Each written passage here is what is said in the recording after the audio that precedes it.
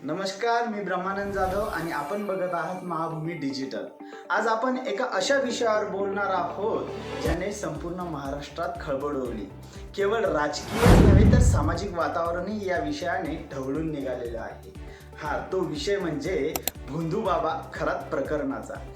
आज हा भोंदूबाबा हा खरात व्यक्ती गजाआड गेला असला तरी या प्रकरणामुळे अवघड राजकीय क्षेत्र हलवून सोडलं आहे।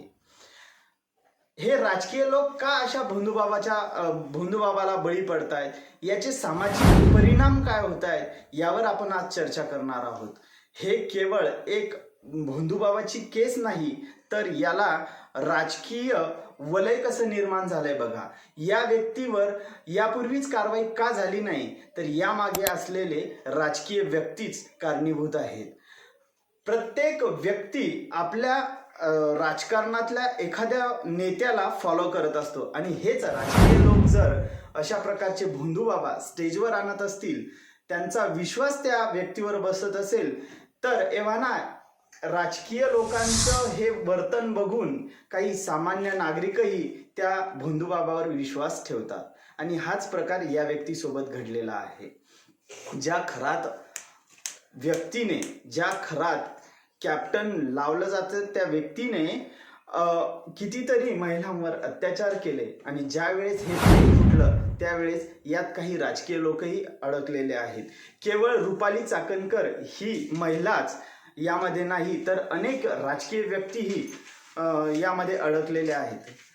अशा प्रकरण उजेडात येण्याचा हा जो काही प्रकार आहे हा महाराष्ट्राला नवीन नाही। यापूर्वी अनेक प्रकारचे असे बाबा पकडलेले गेले आहेत, परंतु मुळात या राजकीय लोकांना अशा बाबांची गरजच का पडते हाही एक प्रश्न आहे। आणि सर्वसामान्य लोक या भोंदूबाबापर्यंत जातातच का?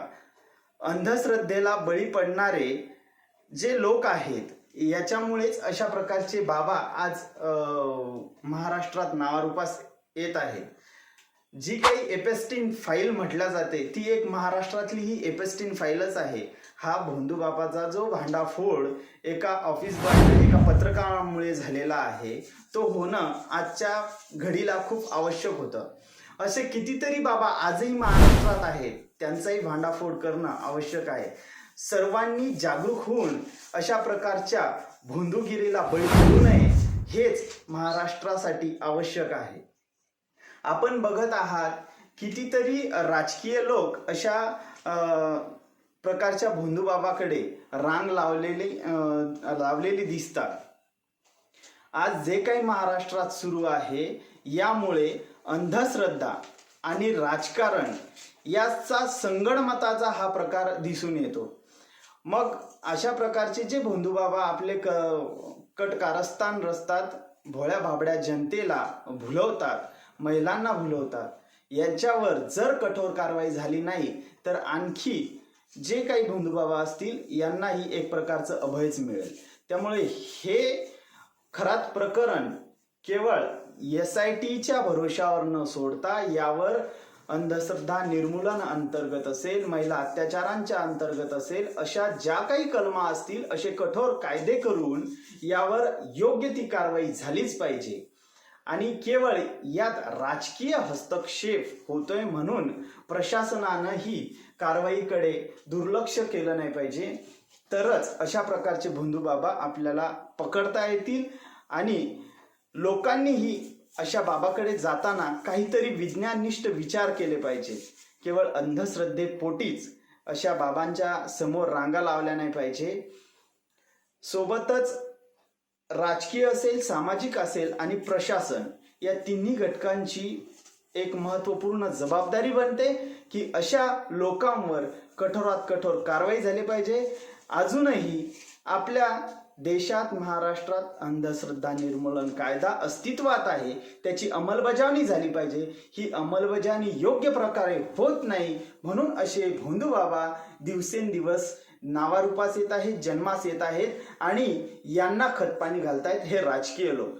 मग जर निवडणुका असतील तर त्या बाबाचे, त्या कॅप्टनचे जे काही फॉलोअर्स असतील, जे काही भक्तवर्ग असेल यांना आपल्या मतदारामध्ये ओढून घेण्यासाठी, यांचं मन जिंकण्यासाठी अशा प्रकारचे राजकीय लोकही त्या बंधुबाबाला आपल्या स्टेजवर बोलवतात, पण त्याचे परिणाम अत्यंत विपरीत होतात, वाईट होतात.